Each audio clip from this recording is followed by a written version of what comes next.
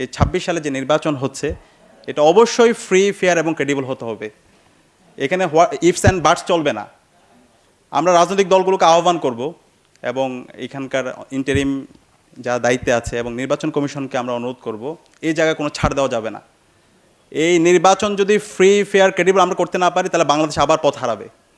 এবং এর মাধ্যমে আমাদের এই প্রতিষ্ঠানগুলোকে শক্তিশালী করার মাধ্যমে আমাদের একটা গণতন্ত্রের স্থায়ী রূপের দিকে আমাদের প্রবেশ করতে হবে।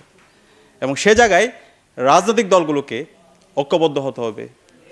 জামাত, বিএনপি, এনসিপি এবং বাংলাদেশপন্থী যারা রাজনৈতিক দল আছে, এখানে এবি পার্টি আছে, সবাইকে ঐক্যবদ্ধ হতে হবে। আমরা সাময়িকভাবে হতে পারে আপনি সাময়িক লাভবানের জন্য ইঞ্জিনিয়ারিং করে আপনি জিতে আসলেন, কিন্তু এই ইঞ্জিনিয়ারিং করে জিতে এসে আপনার তো কল্যাণ হবে না, এই জাতির কল্যাণ হবে না।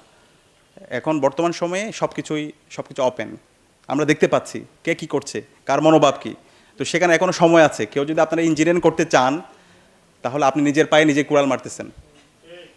তো সে কারণে আমরা অনুরোধ করব, এখন আমরা দেখতে পাচ্ছি নির্বাচন আগামী মাসের 12 ফেব্রুয়ারি হবে, কিন্তু এখন আমরা দেখতে পাচ্ছি সে ফেসিবাদী কাঠামোর যেই নির্বাচন, সে নির্বাচনের দিকে মনে হচ্ছে আমরা যাচ্ছি। রাজনৈতিক দলগুলোর যে মনোভাব, মিডিয়ার যে মনোভাব, প্রশাসনের যে মনোভাব, নির্বাচন কমিশনের যে মনোভাব, তারা মনে হচ্ছে একদিকে ঝুঁকে পড়তেছে। সমতল মাঠের যে কথা বলছে সেটা নিয়ে আমাদের ট্রাস্ট ডেফিসিট তৈরি হচ্ছে, আস্থার সংকট তৈরি হচ্ছে। আমরা অনুরোধ করব আপনারা এই ভুল করেন না। এই ভুল যদি করেন তাহলে এই যে রাকিবের যে পরিণতি হয়েছিল তার সাথে খারাপ পরিণতি আপনাদের হবে। প্রধান নির্বাচন কমিশনার হিসাবে যাকে হাসিনা বানিয়েছিল সে কাজ করেন না, সময় আছে। আমরা অনুরোধ করব সবাই দায়িত্বশীল আচরণ করেন। এবং এখানে আজকে আমরা যারা ভোট দিতে যাব সবার মধ্যে একটা উৎসব আমরা দেখতে পাচ্ছি। এবারের নির্বাচনে আমরা একটা হচ্ছে গণভোটের মাধ্যমে আমরা আমাদের যে সংস্কারের কথা বলছি, আমাদের রাষ্ট্রের যে প্রাতিষ্ঠানিকরণ, প্রতিষ্ঠানগুলোর যে শক্তিশালীকরণ, সেটার জন্য আমাদের গণভোটকে হাকে বিজয়ী করতে হবে। সেটার জন্য আমাদের সারা দেশব্যাপী ক্যাম্পেইন করতে হবে এবং ডাকসুর পক্ষ থেকে আমরা বাংলাদেশের শিক্ষা প্রতিষ্ঠানগুলোতে এই ক্যাম্পেইনটা আমরা খুব দ্রুত শুরু করবো ইনশাআল্লাহ। এবং রাজনৈতিক দলগুলোকে বলবো এই সংস্কারের পথে আপনারা বাঁধা হিসাবে দাঁড়াবেন না। এই সংস্কারের পথে বাঁধা হওয়ার কারণে আপনারা নিজেরাই জুলুমের শিকার হয়েছেন। সুতরাং সাময়িক তুষ্টির জন্য এই সংস্কারের পথে আপনারা কেউ বাঁধা হবেন না। আমাদের এই রাষ্ট্রকে নতুনভাবে ঢেলে সাজানোর জন্য এই জুলাই বিপ্লবে আমাদের 2000 ভাই বোনরা শহীদ হয়েছে, 40,000 আমাদের ভাই বোনরা তারা তাদের অঙ্গ হারিয়েছে, গাজী হয়েছে। সুতরাং এই সংস্কারের পথে বাঁধা হওয়া যাবে না। আমাদের এই প্রতিষ্ঠানগুলোকে শক্তিশালী করার জন্য আমাদের এই গণভোটকে হাকে বিজয় করতে হবে। এই গণভোটের মাধ্যমে বাংলাদেশের 50 বছরের আগামীর রাষ্ট্র কেমন হবে সেটা ঠিক হবে। এবং এই সংস্কার করার জন্য আমাদের সবাইকে ঐক্যবদ্ধভাবে আমাদের ক্যাম্পেইন করতে হবে। আমরা দেখতে পাচ্ছি রাজনৈতিক দলগুলো কিছু তারা না ক্যাম্পেইন করছে, এটা আপনারা নিজের ক্ষতি করছেন, এই কাজ করেন না। এই সংস্কারের পথে কেউ বাঁধা হিসাবে আপনারা আসবেন না। সবাই ঐক্যবদ্ধভাবে আমরা যেন এই গণভোটে হাকে বিজয় করতে পারি এবং আমাদের প্রতিষ্ঠানগুলোকে শক্তিশালী করতে পারি এবং আগামী সুন্দর একটি রাষ্ট্র, একটা ন্যাশনাল কনসেনসাস আমাদের তৈরি করতে পারি। সেজন্য আমরা যেন ঐক্যবদ্ধভাবে আমাদের এই ক্যাম্পেইনটা করি এবং আমরা গণভোটে হাঁকে বিপুল ব্যবধান আমরা বিজয়ী করি। একই সাথে আমাদের প্রতিনিধি বাছাইয়ের ক্ষেত্রে অবশ্যই এই প্রতিনিধি এমন যেন না হয় যারা মাসল পলিটিক্স করে, যারা ওল্ড ফ্যাশন পলিটিক্স করে, যারা সেই আগের মাফিয়াতন্ত্র অথবা সেই চাঁদাবাজি, টেন্ডারবাজি, সেই রাজনীতি তারা ফিরে নিয়ে আসতে চায়। এই ধরনের প্রার্থীদেরকে যেন আমরা লাল কার্ড দেখাই, সে যে দলেরই হোক।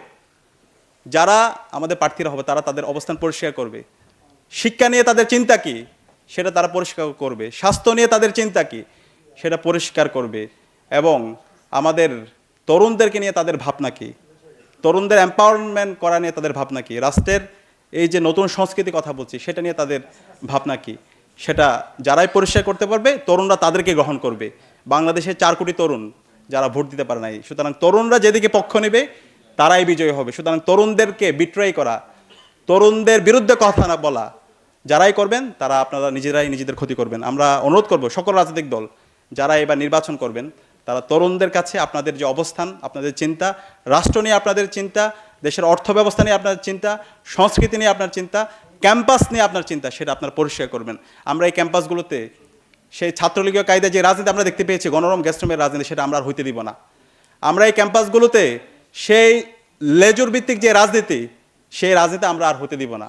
আমরা এই ক্যাম্পাসগুলোতে আমরা বিগত ফেসিবাদী আমলে যে বিশ্ববিদ্যালয় ভিসিরা যেভাবে রাজনৈতিক দলগুলোর পেছনে দৌড়িয়েছে এবং যে শিক্ষক নিয়োগ প্রক্রিয়া মাধ্যমে এখানকার মেধাগুলোকে ধ্বংস করা হয়েছে সেটা আমরা আর হতে দিব না। সুতরাং এই ক্যাম্পাসের স্থিতি অবস্থা, ক্যাম্পাসের গণতান্ত্রিক চর্চা অক্ষুণ্ণ রাখার জন্য যারাই কমিটমেন্ট দিবে ছাত্ররা তাদের পক্ষে অবস্থান নেবে। তো আমরা আশা রাখবো এই যে নতুন আমাদের সুযোগ এসেছে এই সুযোগটাকে আমরা কাজে লাগাবো। এই কাদা ছোড়াছুড়ি বাদ দিয়ে বাংলাদেশ প্রশ্নে আমরা ঐক্যবদ্ধ হয়ে জুলাইয়ের শহীদদের আকাঙ্ক্ষার আলোকে একটি সুন্দর বাংলাদেশ বিনির্মাণ করার জন্য যে আসন্ন নির্বাচন, সেই নির্বাচনের জন্য আমরা ঐক্যবদ্ধভাবে কাজ করব, আমাদের অবস্থান পরিষ্কার করব এবং একটি ফ্রি ফেয়ার ক্রেডিবল নির্বাচনের মাধ্যমে আমরা আমাদের গণতন্ত্রের একটা স্থায়ী রূপের দিকে আমরা প্রবেশ করবো ইনশাআল্লাহ। আজকে অসাধারণ আয়োজন করার জন্য ডেমোক্রেটিক বাংলাদেশ এবং ঢাকা বিশ্ববিদ্যালয় কেন্দ্রীয় ছাত্র সংসদ সবাইকে আন্তরিকভাবে ধন্যবাদ জানাচ্ছি। সাংবাদিক বন্ধুদেরকে ধন্যবাদ জানাচ্ছি। এখানে একাডেমিশিয়ানরা এসেছে, তাদেরকে ধন্যবাদ জানাচ্ছি। আমি একাডেমিশিয়ানদেরকে আবারও বলবো, এখানে যারা এসেছেন, আমরা যখন আলোচনা করবো, আমরা একাডেমিশিয়ানরা অনেক ক্ষেত্রে যেটা হয় আমরা সত্যকে সত্য বলতে পারি না। আমরা অনুরোধ করব আমরা যেন সবসময় সত্যের উপর অটল থাকি। আমরা সত্য যত কঠিন হোক সেটাকে যেন আমরা সবসময় গলা জোর দিয়ে আমরা যেন বলি। ইলেকশন ইঞ্জিনিয়ারিং এবং ডেমোক্রেটিক রিফর্ম, এটা আমি মনে করি যে ডেমোক্রেটিক রিফর্মের জায়গায় আজকে এখন পর্যন্ত আলোচনা তুলনামূলক কম হয়েছে। ইলেকশন ইঞ্জিনিয়ারিং নিয়ে যে কিছু আইনগত দিক এবং একই সঙ্গে আমাকে ক্ষমা করবেন, নামটা ভুলে গেছি, যিনি সুজনের প্রতিনিধি বক্তব্য দিলেন, উনি বিস্তারিত আমাদের বিগত কয়েকটি নির্বাচনের যেটাকে বলে যে উনি ব্যবচ্ছেদ করেছেন যে কিভাবে নির্বাচনগুলোকে ইঞ্জিনিয়ার্ড ওয়েতে ম্যানিপুলেট করা হয়েছে, কিভাবে ফলাফল তাদের অনুকূলে নেওয়া হয়েছে। সম্মানিত অতিথিবৃন্দ, ঢাকা বিশ্ববিদ্যালয়ের শিক্ষার্থী এবং বিভিন্ন মিডিয়ার সংবাদকর্মীবৃন্দ, আমাদের এই জাতিরাষ্ট্রে ইলেকশন নিয়ে বাহাস বা ইলেকশন নিয়ে অসন্তুষ্টির যে ইতিহাস, সেটা একেবারেই যে বিগত 15-16 বছর বিষয়টা এরকম না। 15-16 বছরে যে ব্ল্যাটান, যে নির্লজ্জ একেবারে আমরা নেকেড উপস্থাপনটা দেখেছি, এর ইতিপূর্বে আপনি দেখবেন তুলনামূলক মোটামুটি যেগুলি ভালো নির্বাচন হয়েছে সেগুলোকেও বিভিন্ন সময়ে রাজনৈতিক উদ্দেশ্যে হোক কিংবা কিছু উদাহরণকে টেনে কিছু কিছু সময় সূক্ষ্ম কারচুপি, কিছু কিছু সময় স্থূল কারচুপি দাবি করা হয়েছে। এছাড়াও আপনি সামরিক শাসনামলে আমরা বিভিন্ন ভোট দেখেছি, ওই ভোটগুলো নিয়েও বিতর্ক নেই এরকম বলা যাবে না। একই সঙ্গে আপনারা যারা ইতিহাস পড়েন, যারা নির্বাচনী ইতিহাস পড়ে জেনে থাকবেন যে ইভেন বাংলাদেশ স্বাধীন হওয়ার আগেও বিভিন্ন নির্বাচনে কারচুপির অভিযোগ আছে। বিশেষ করে 70 সালের নির্বাচন নিয়েও কারচুপির অভিযোগ, বা এটা নিয়ে অনেকের লেখালেখিতে আমি পেয়েছি যে 70 সালেও ওই যে এখানে একজন কে যেন বলেছেন যে উনি ছোট বয়সে যে ভোট দিয়েছেন, 70 সালের নির্বাচন নিয়েও আমি বেশ কয়েকজন বরেণ্য লেখকের লেখা পড়েছি যে ওই সময় মানে নন ভোটাররাও ভোট দিয়েছেন। যাই হোক, এগুলো হচ্ছে আমি বলছি আমাদের জাতিরাষ্ট্রের কিছু আস্থা অনাস্থার জায়গায় প্রবলেম। এখন ইলেকশন ইঞ্জিনিয়ারিং এটার যেই আমরা বিগত 14, 18 এবং 24 সালে যেটা দেখেছি সেগুলো হলো ফেসিস্ট আমলের একদম নির্লজ্জ নির্বাচন, যেগুলো তো আসলে মোদ্দা অর্থে নির্বাচন ছিল না। সেগুলো তো মানে আনুষ্ঠানিকতা দেখানোর নির্বাচন ছিল, যেটা তো আমরা এটার প্রেক্ষিতেই কিন্তু আপনি দেখবেন নির্বাচনে যোগ্য প্রার্থীদেরকে যোগদানের সুযোগ না দেওয়া, কন্টেস্ট করবার সুযোগ না দেওয়া, এটাও তো এক ধরনের বৈষম্য।